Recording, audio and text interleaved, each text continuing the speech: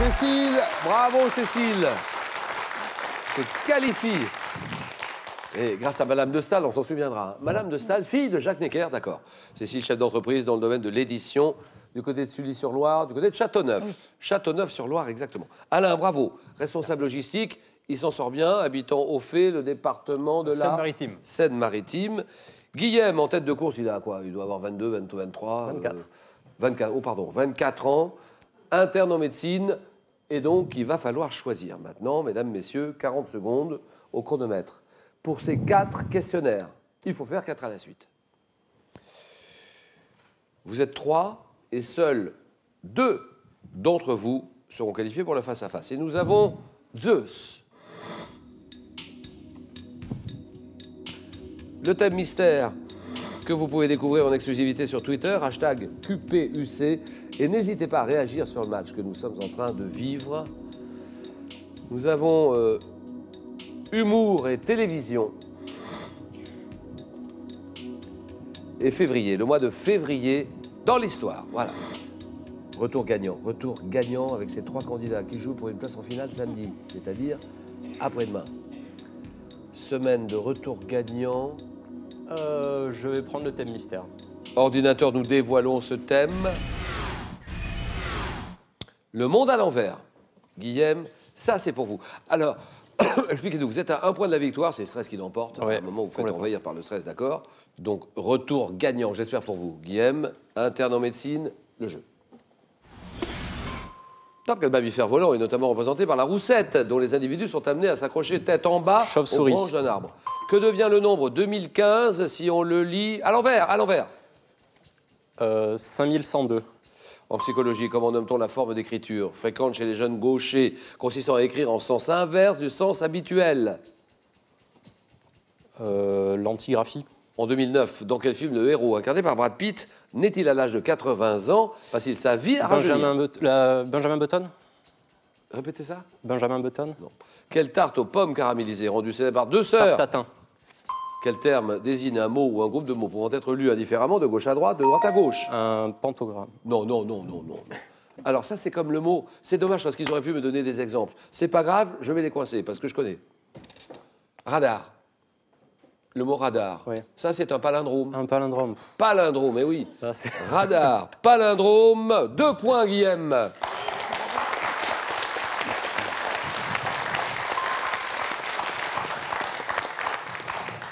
Tarte aux pommes caramélisée rendue célèbre par 2 sœurs de la mode Beuvron, qui a la particularité d'être cuite à l'envers. La tarte tatin, les sœurs tatin. D'accord. Dans quel film le héros, Brad Pitt, naît-il à l'âge de 80 ans et passe-t-il sa vie à rajeunir? L'étrange histoire de Benjamin Button. La forme d'écriture, fréquente chez les jeunes gauchers d'ailleurs, consistant à écrire en sens inverse du sens habituel, c'est l'écriture en miroir. 2 points. Alain. Je vais prendre Zeus, Julien. Zeus, oui, bien sûr. Alors, on va parler bien fort, s'il vous plaît. Alain, responsable logistique, d'accord. Alors, ça représente quoi, cette compétition? Retour gagnant, nouvelle chance. Pour moi, c'est beaucoup de joie de retrouver l'équipe, de pouvoir avoir ma chance de nouveau et de la gratitude à ce sujet-là. Vous m'avez dit, vous avez choisi Zeus. Zeus. Alors, allons-y. Top, quel jeu? Quel jeu, organisé tous les 4 ans dans un sanctuaire du Péloponnèse, était notamment dédié à Zeus? Les Jeux Olympiques. Dans la mythologie grecque, quels fils jumeaux de Zeus et de Léda sont appelés les Dioscures? Castor et Pollux. Dans la mythologie grecque, quel titan est le fils d'Ouranos et le père de Zeus? Chronos. Quel monstre, fils de Gaïa et du Tartare, fut le dernier adversaire de Zeus? Typhon. Ça, c'est beau. Typhon, exactement. Bien joué, hein. Franchement, c'est bien joué. Donc, ça fait 4 points chez Alain. Guillaume est à 2 points. Alain est à 4. Oh, c'est pas grave. Écoutez, on va le faire ici, tous les deux. Le mois de février dans l'histoire. Mois de février dans l'histoire. Alors, Cécile, nouvelle chance. Retour gagnant, peut-être. Et le jeu.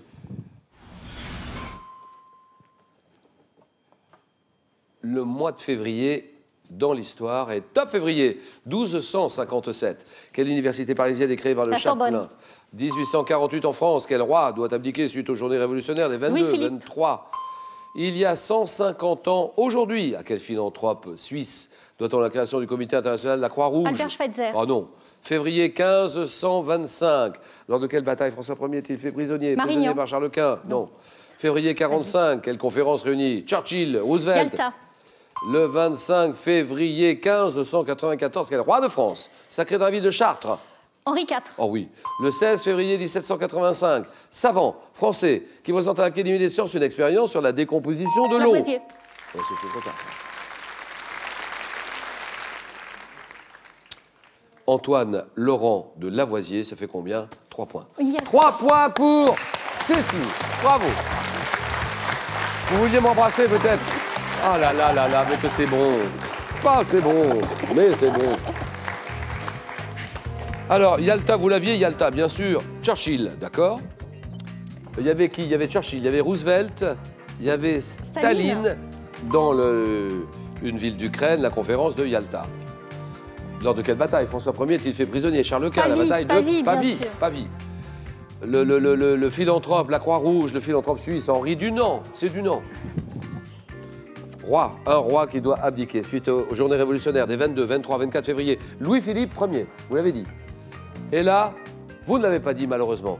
Université parisienne créée par le chapelain du roi de France, Louis IX. Je sais que vous l'avez dit. La Sorbonne, Robert de Sorbon, d'accord. Cécile est à 3, Alain est à 4. Guillaume, je dis personnellement que vous valez beaucoup mieux que ça. Les aléas du jeu font que on s'arrête là, Guillaume. Merci Guillaume, merci beaucoup Guillaume.